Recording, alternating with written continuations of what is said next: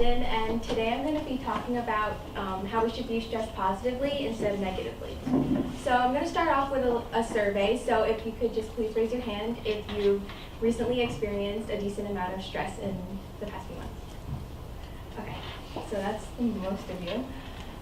Okay, so I'm sure a lot of you can agree with me when I say that stress is a horrible part of life and everything would just be better if we could just completely eliminate stress from our lifestyle.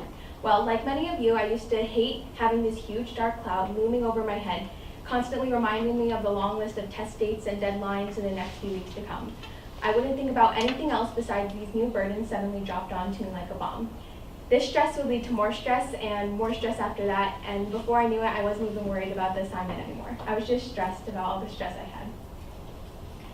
Okay, so according to the Robert Wood Johnson Foundation and Harvard School of Public Health, these are a few common causes of stress in the average adult. So at the top you can see there's illnesses and diseases along with death of a loved one and family issues towards the bottom.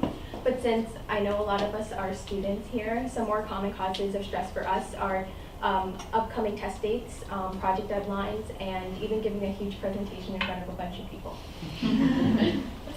Okay, so let's talk about what stress exactly is. According to Merriam-Webster, stress is a physical, chemical, or emotional factor that causes bodily or mental tension and may be a factor in disease causation. Well, contrary to common belief and contrary to Merriam-Webster, stress is actually beneficial, and if we use it the right way, we can achieve our goal without the negative impacts of stress that we would otherwise have. Kelly McGonigal, a psychologist from Stanford University, argues that stress can actually make us smarter and even happier. Okay, so now I'm going to ask you guys a question. So who here tries to avoid or reduce their stress whenever possible, whether it's through procrastination or, whatever. Okay, that's a lot of you.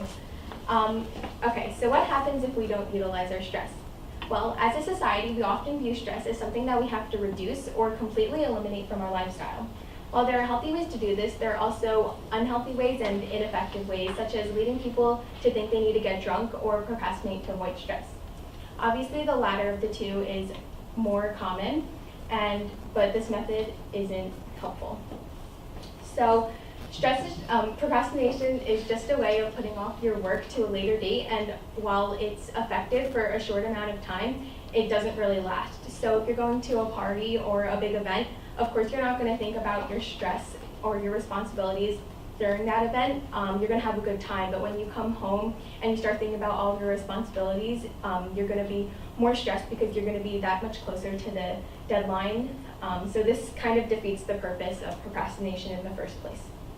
So one study showed that having a goal to completely avoid stress led to long-term issues like depression and divorce.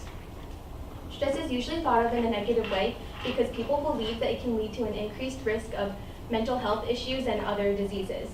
But while all of this is true, this is not always the case. And in fact, if you view stress positively instead of negatively, then the risks of these can be avoided.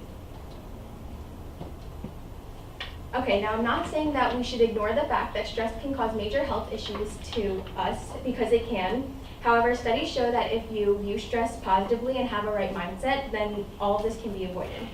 Aaliyah Crum, a psychologist from the Behavioral Research Lab at Columbia University, argues that the effect you expect is the effect you get. According to the Centers of Disease Control and Prevention, simply believing that stress is bad for you is the 15th leading cause of death in the United States, killing more people than homicide, HIV/AIDS, and skin cancer.